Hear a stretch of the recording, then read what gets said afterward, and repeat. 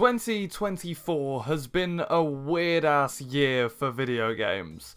We've had a few big releases, but overall, it's been pretty bleak. Not much has been coming out, Nintendo's been holding back because the Switch 2 is soon, and Xbox and PlayStation have been literally shitting themselves in the most spectacular ways. But none of that matters. There's light at the end of this proverbial tunnel, because October 2024 is looking stacked. I don't know why, but it always seems to be October. October is always the busiest month of the year in the gaming industry. I guess it's the distance from Christmas, you get more sales? Who knows, but just look at last year, 2023's October was insane. Detective Pikachu, Sonic Superstars, Warhammer Darktide, Assassin's Creed, Forza, Honkai Star Rail, Mario Wonder, the Metal Gear Collection, Ghost Runner, Alan Wake 2, and of course Spider-Man happened. Oh, and obviously, who could forget Wizard with a Gun? And this year, once again, October's the best month in 2024 to be an epic gamer. And it's not just because Just Dance VR is dropping. Looking ahead to October, I'm gonna have to start saving money for this juggernaut of a month. Get some investment going. Stonks! In 1 month, I'm gonna spend like £300 on 6 games. So let's take a look at those games, as well as a few others that are coming out, because October 2024 is just so goddamn loaded. For me personally, this month of madness is gonna kick off on the 8th of October with the Silent Hill 2 remake. Look, I am gonna buy this, but boy oh boy do I have some complicated feelings on this game. Full transparency, I am, and always have been, more of a Resident Evil guy. Let's be honest, it's just better. One has this, and the other one doesn't have this. Come on, man. That being said, I still think some of the early Silent Hill games are some top quality survival horror. And if you told me a couple years ago, hey, do you want to see Silent Hill 2 remade in the style of the Resident Evil remakes? I'd say, hell yeah, brother! But the first couple trailers for this game did a lot of good work for putting me off. These trailers were just bad. Botching original scenes and whatever the hell this music was.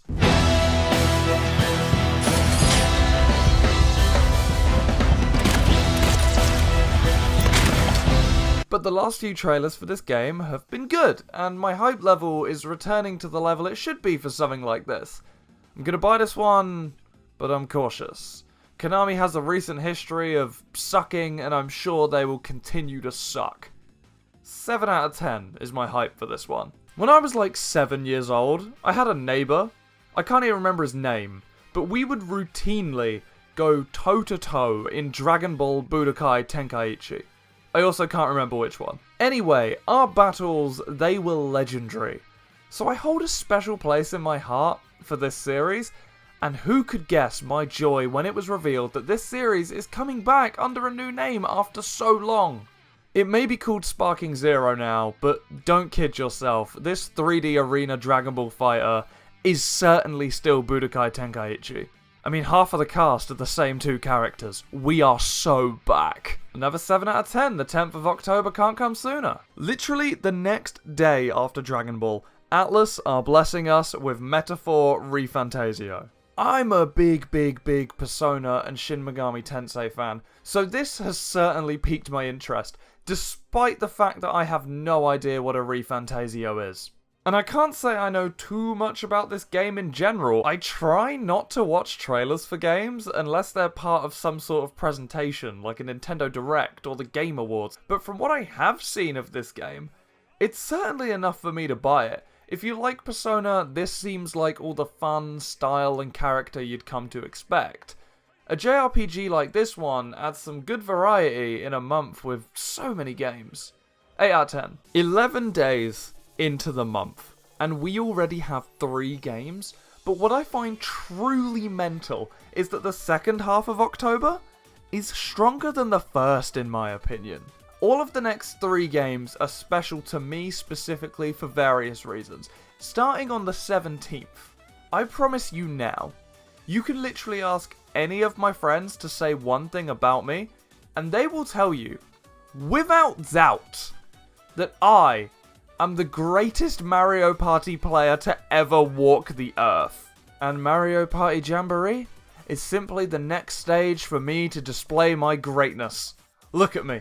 Nothing makes me happier than sweating at a children's game. Mario Party has had a recent history that tends to be a little hit or miss, but the most recent entry was pretty good, and this one seems to be more of the same.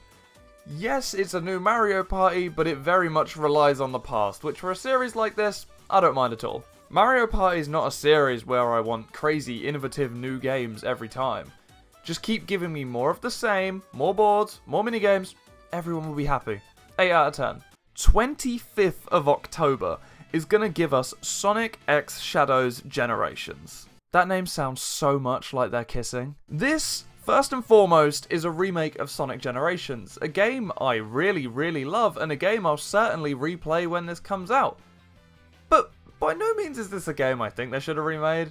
Both Generations' visuals and its gameplay have aged wonderfully, and it holds up perfectly well today, especially on Steam. So normally I wouldn't be hyped for this, but that X shadow at the end of the title is what's drawing me in. For the first time since 2006, Shadow is getting his own campaign in a mainline Sonic game. No, he can't hold a gun unfortunately, and no, this garbage doesn't count. But isn't it kind of morbid though? The plot of Sonic Generations is Sonic gets to meet his younger self and relive his old memories, and is having a lot of fun along the way, but if Shadow ends up reliving his old memories, it would just look a bit like this.